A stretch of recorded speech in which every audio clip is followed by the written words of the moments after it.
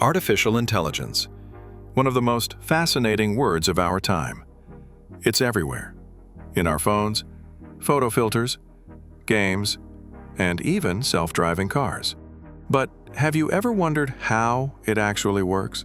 How can a computer talk, write, or act like it's thinking? In this video, I'll explain the foundation of AI from the very beginning. No complicated equations, just simple explanations that anyone can understand, but deep enough to really get it. First, let's understand something. AI is inspired by our brain. How do humans learn? For example, you show a child a ball. Then you show balls of different colors and sizes. After a while, the child can say "ball" without your help. The child doesn't memorize rules. They learn from examples.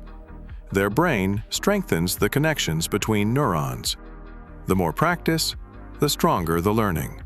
AI works similarly, but instead of brain cells, it uses mathematical neurons.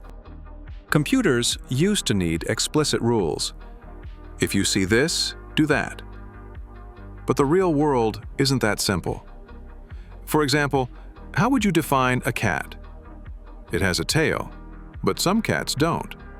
It has fur. Some cats are hairless. Writing explicit rules is impossible. So scientists had a different idea. Instead of giving rules, show the computer examples. Let it figure out the rules itself. This is called machine learning, the core of AI. Let's say we want the computer to recognize cats.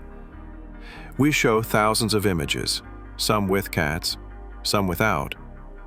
The computer converts each image into numbers because it only understands numbers. Each pixel is a number between 0 and 255. Colors are separate numbers. At first, it guesses randomly. Is this a cat? Yes. Wrong. Is this a cat? No. Correct. Each time it's wrong, it adjusts the small numbers inside, called weights. Like strengthening connections in a brain. Repeat this millions of times.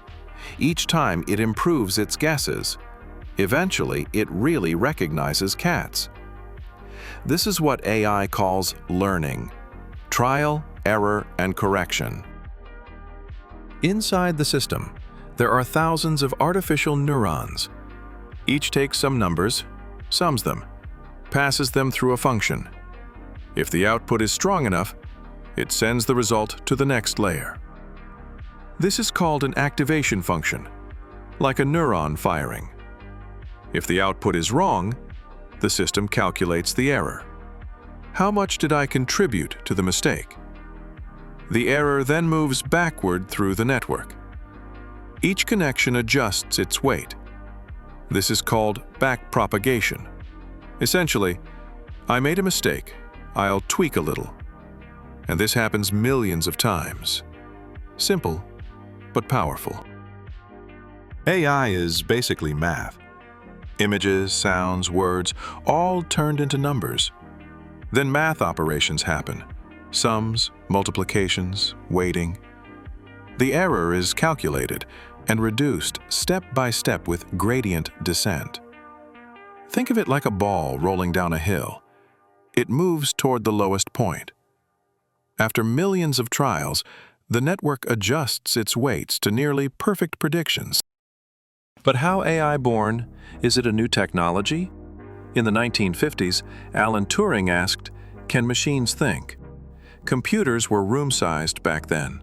Naturally, nothing happened, but this question sparked AI's birth. In 1956, John McCarthy named it artificial intelligence. Computers were slow, so the field didn't progress much.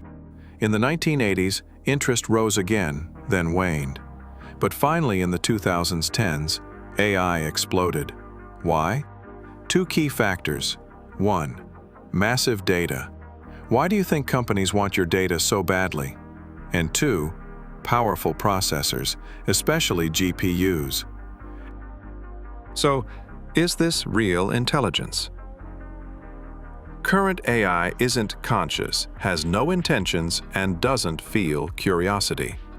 It just calculates probabilities based on past data. Interestingly, our brains do something similar. We also make predictions based on past experience. Maybe the difference isn't as big as we think. Now, here's the big question everyone asks. Will AI replace humans? The truth is, it's already changing everything. In programming, AI can write code, fix bugs, and even build entire apps in seconds. In cybersecurity, it can detect threats faster than any human ever could. But at the same time, hackers can also use AI to attack smarter. In design, AI can generate logos, music, and even art. But without human creativity, it still feels empty. So yes, AI will take over tasks, but not talent, not creativity. It's great at repeating, but not at imagining. It can copy patterns, but not purpose. Think of AI not as a replacement, but as an extension of what we can do. The ones who learn to use it will move forward, and the ones who ignore it may be left behind. So the real question isn't, will AI replace us? It's, will we learn to grow with it?